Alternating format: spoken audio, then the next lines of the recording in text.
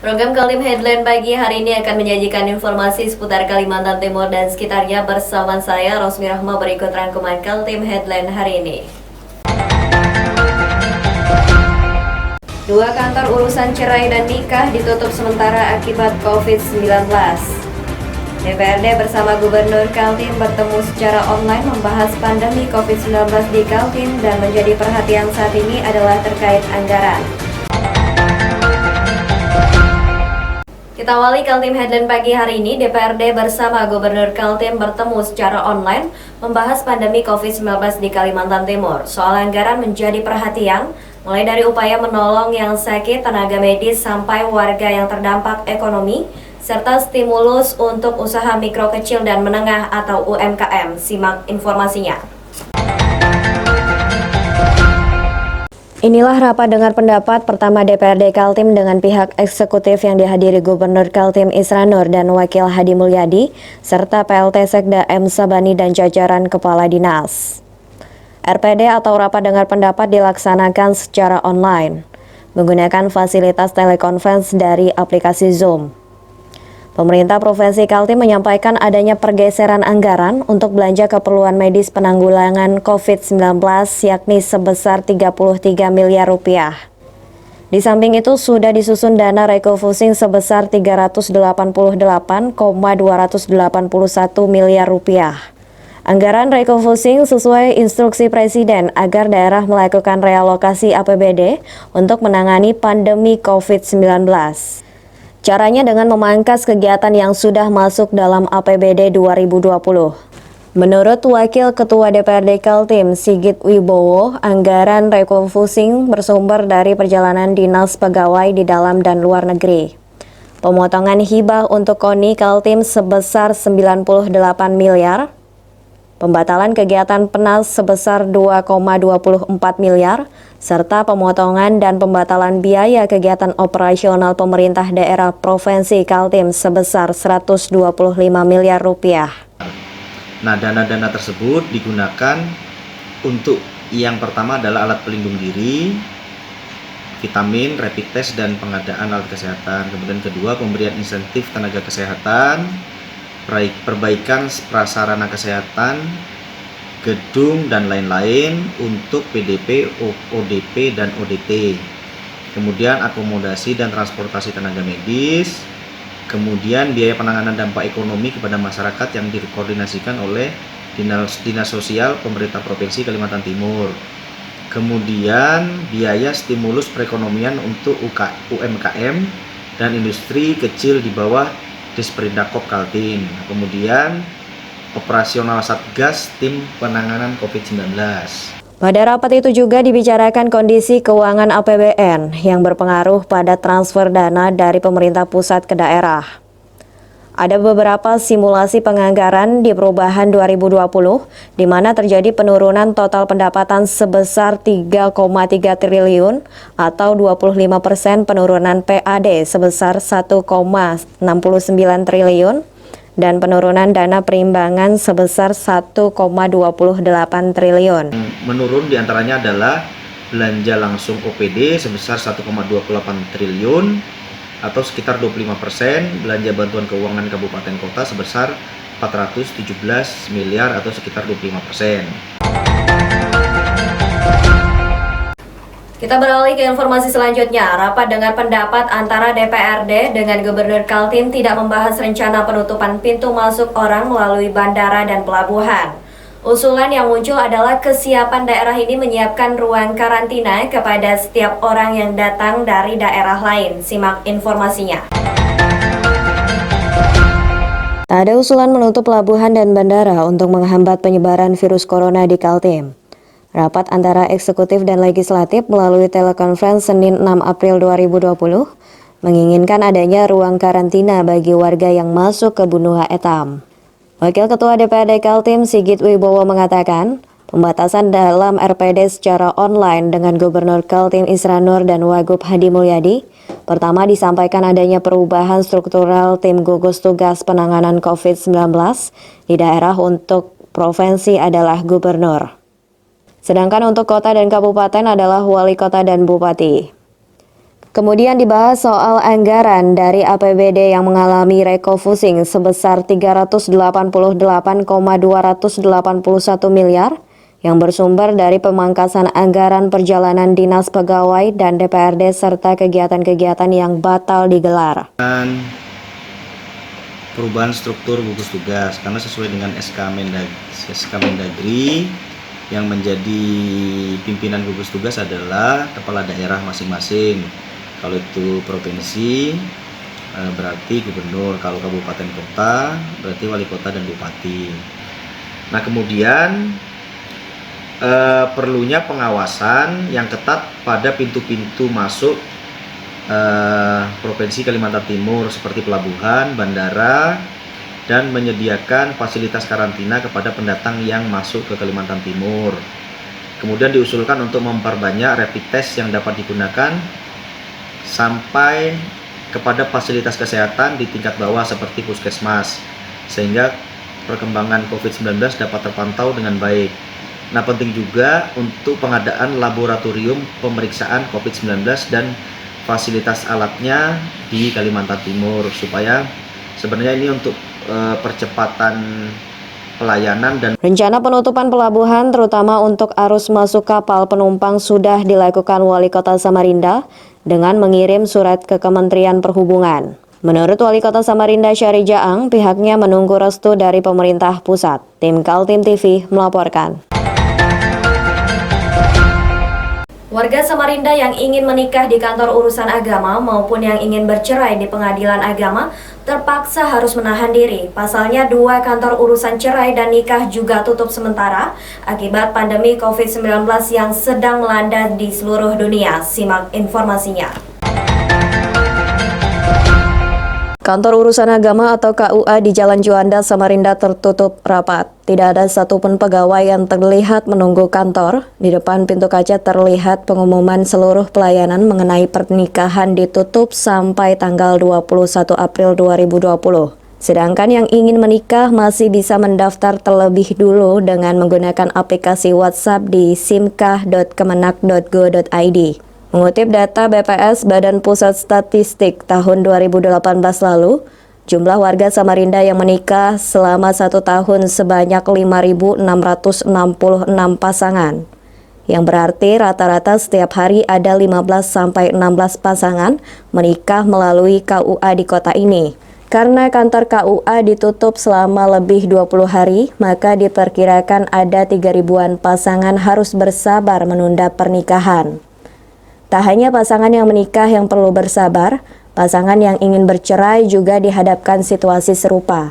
Pengadilan Agama kelas 1A Samarinda sejak awal bulan April sudah menyetop persidangan perceraian. Persidangan itu sesuai dengan surat edaran Mahkamah Agung itu ada 3 kali surat itu, Pak. Yang pertama waktu itu terakhir itu sampai tanggal 3.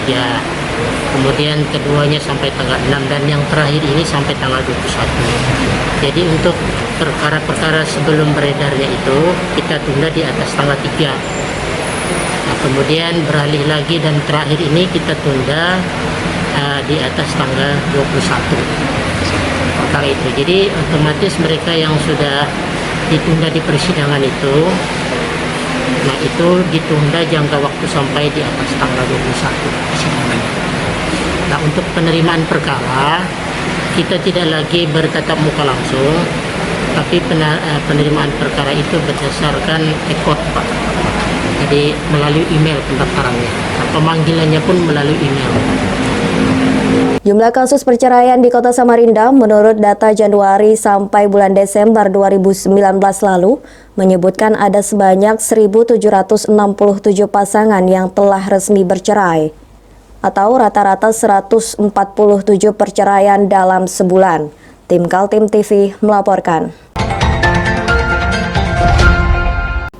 Aksi gotong royong melawan pandemi COVID-19 dilakukan warga Samarinda. Mulai dari lingkungan RT sampai ke organisasi sosial dan pengusaha bergerak mencegah penyebaran virus yang belum ada obatnya itu. Simak informasinya.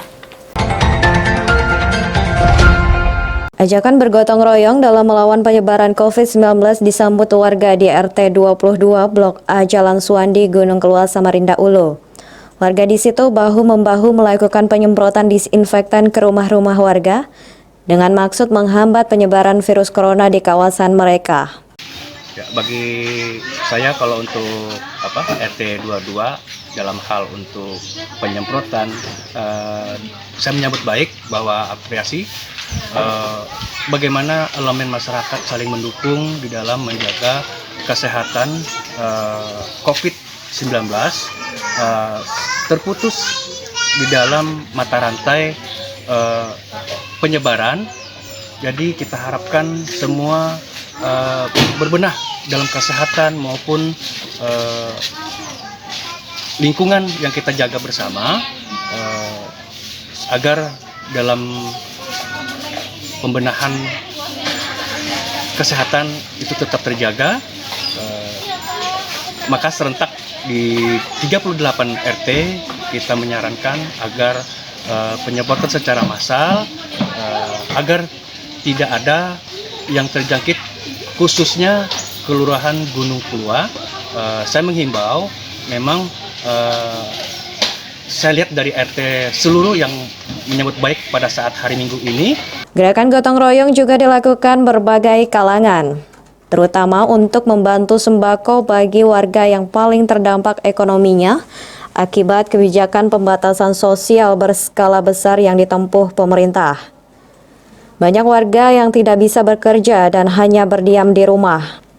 Ikatan Keluarga Alumni Universitas Mula Warman dipimpin Ketua Harian Meiliana juga berbagi ratusan alat pelindung diri pada Senin 6 April 2020 lalu.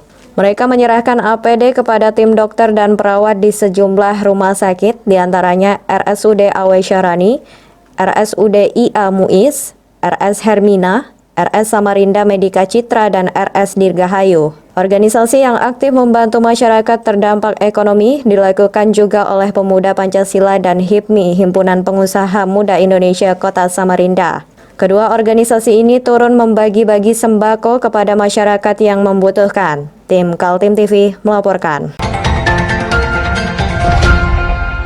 Kita beralih ke informasi selanjutnya. Keluarga besar Pemuda Pancasila Kalimantan Timur berduka cita. Nazarudin, salah satu wakil ketua Majelis Pimpinan Wilayah Pemuda Pancasila Kaltim, meninggal dunia.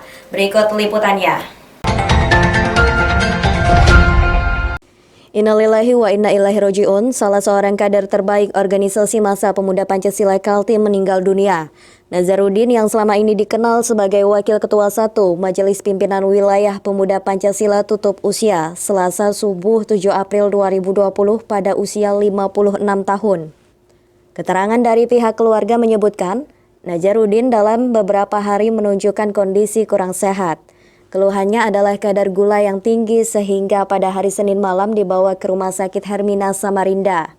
Setelah mendapat perawatan tim dokter, kondisi kesehatannya memburuk. Subuh sekitar jam 4.30 WITA menghembuskan nafas terakhir.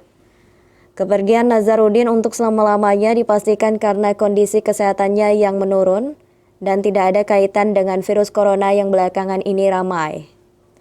Prosesi pemakaman juga berjalan normal seperti layaknya umat Islam. Nazarudin dikebumikan di kuburan umum Jalan Damanhuri, Samarinda. Di mata para kader Pemuda Pancasila, Nazarudin dikenal memiliki dedikasi dan loyalitas yang tinggi dalam mengibarkan bendera organisasi Pemuda Pancasila. Dia adalah salah satu motor penggerak terutama di saat Ketua MPW Pemuda Pancasila Kaltim HM Said Amin sedang tidak berada di Samarinda, karena lebih banyak tinggal di Jakarta. Keluarga besar Pemuda Pancasila Kalimantan Timur udah beberapa puluhan tahun lah, 25-30 tahun bersama-sama beliau di Pemuda Pancasila. Beliau ini sebenarnya termasuk generasi yang muda untuk kami, makanya beliau sekarang sebetulnya tulang punggung roda organisasi selain Ketua Said Amin. Karena sebagian besar tugas-tugas organisasi itu justru beliau yang almarhum ini yang memimpin, yang menjalankan organisasi Pemuda Pancasila lah khususnya. Beliau sosok orang yang bekerja keras, ya. Kalau ada suatu tugas atau ada pekerjaan itu tidak mau ditunda. sedapat mungkin diselesaikan dengan cepat, dengan rapi, dengan baik. Beliau orang yang tidak senang menunda-nunda pekerjaan. Itu yang pertama. Yang kedua tentu dengan kesabaran dan kebersamaan. Itu yang membuat kita merasa kehilangan dengan kepergian beliau ini. Karena beliaulah biasanya tumpuan dari kawan-kawan di organisasi untuk bersilaturahmi, berkeluh kesah, berdiskusi soal organisasi. Tadi maupun secara organisatoris kita merasa kehilangan sosok beliau, dan saya berharap semoga segala dosa-dosa beliau semasa hidup diampuni, dan bagi kader-kader yang lain bisa mencontoh tipikal beliau semacam apa. Dia itu adik saya, sahabat saya, sekaligus rekan saya. Kenapa jadi saya katakan demikian? Kalau dari segi usia, mereka adalah adik saya. Kemudian sahabat saya, karena selalu tempat kita berdiskusi dalam menyelesaikan, membantu menyelesaikan permasalahan-permasalahan organisasi. Nah, kemudian yang ketiga, yang saya maksudkan dengan guru, bahwa beliau itulah yang selalu bermitra sama kita, partner untuk ke beberapa daerah dalam rangka untuk membesarkan organisasi Pancasila ini. Sekali layar terkembang surut kita berpantang, kepergian Nazarudin menghadap Sang Khalik akan selalu dikenang. Tongkat estafet perjuangan akan dilanjutkan. Selamat jalan Bang Najar. Tim Kaltim TV melaporkan. Pembatasan interaksi sosial masyarakat akibat pandemi virus corona membuat Palang Merah Indonesia Cabang Samarinda kekurangan stok darah. Para pendonor yang biasa rutin datang ke PMI jadi jauh berkurang. Berikut informasinya. Hanya soal ekonomi masyarakat yang melemah saat pandemi COVID-19 melanda masyarakat di seluruh dunia. Di Samarinda, bahkan Palang Merah Indonesia hampir mengalami defisit darah setiap harinya. Keterangan dari PMI Cabang Samarinda menyebutkan, stok darah per hari Senin 6 April 2020 tinggal 198 kantong, yang terdiri dari 30 kantong whole blood atau WB, 150 kantong petrelkel atau PRC, dan 18 kantong trombosit konsentrat atau TC. Berdasarkan data permintaan setiap hari di Kota Samarinda, menurut catatan PMI terdapat 100-120 kantong darah. Dari angka-angka stok darah dan kebutuhan per hari itu sangat nampak kalau PMI hanya bisa melayani kebutuhan darah 1-2 hari saja. Persiapan darah kita memang terjadi penurunan. Untuk stok darah kita per hari ini itu Senin tanggal 6 April 2020 untuk darah kategori WB yaitu darah lengkap itu ada sejumlah 30 kantong. Kemudian PRC darah merah pekat itu ada sekitar 150 kantong, dan untuk trombosit itu ada 18 kantong. Kurang karena untuk Samarinda sendiri per hari pengeluaran darah itu awal-awal COVID mungkin agak terjadi penurunan juga, cuman sekarang sudah kembali seperti adanya wabah COVID, itu sehari sekitar 100-120 kantong yang harus keluar. Sedangkan yang donor yang datang ke sini malah terjadi penurunan. Menipisnya stok darah diakui karena kebijakan physical distancing yang ditempuh pemerintah membuat warga Samarinda tidak mau keluar rumah. Padahal, di sisi lain PMI setiap harinya membutuhkan para pendonor. Untuk itu, PMI meminta masyarakat yang telah terbiasa donor darah untuk tidak ragu-ragu kembali datang ke PMI untuk donor. Saya walaupun adanya virus wabah corona ini dan adanya edaran atau himbauan untuk social distancing, saya mengharapkan kepada warga masyarakat Samarinda maupun di luar Samarinda yang sehat, tetap yang biasa sudah rutin donor, jika memang sudah waktunya donor, datanglah ke PMI untuk mendonorkan darah. Karena bagaimanapun selain wabah corona ini, ada teman-teman kita di sana, pasien-pasien yang mempunyai kelainan darah yang tetap membutuhkan sumbangan. Jumlah pasien positif di Kalimantan Timur semakin menunjukkan pertambahan yang cepat. Dalam 3 hari terakhir terjadi peningkatan 9 kasus sehingga saat ini total yang terjangkit virus corona di benua Etam menjadi 31 orang. Berikut informasinya. Akhir pekan tadi, jumlah pasien positif masih 22 orang. Tapi kemudian pada hari Jumat, Sabtu, Minggu, dan Senin 6 April, jumlahnya langsung melonjak menjadi 31 orang. Terbesar masih di Balikpapan, yakni sebanyak 17 pasien positif dan diantaranya 1 meninggal dunia. Terbanyak kedua adalah Samarinda dan Penajam Pasir Utara, yakni sama-sama terjadi 4 kasus.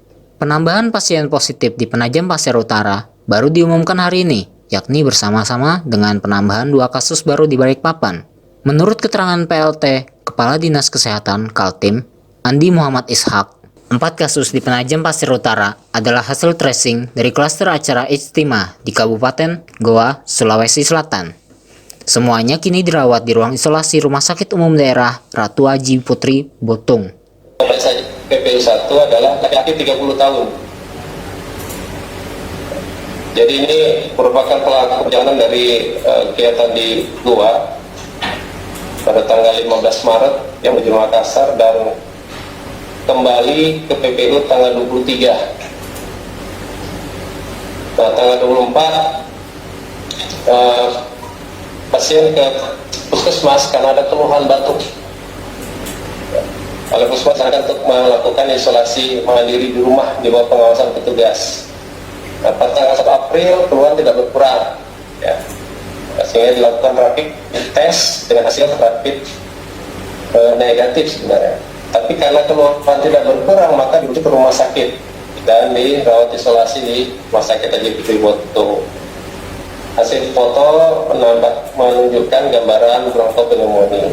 Nah, kemudian dilakukan swab dan kirim dan hari ini terkonfirmasi positif COVID-19.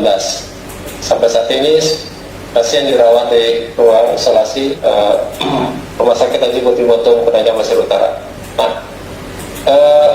yang PPU 2, PPU 3 dan PPU 4, ya. PPU 2 adalah laki-laki 16 tahun, ya. PPU 3 adalah laki-laki 17 tahun, dan PPU 4 adalah laki-laki 19 tahun.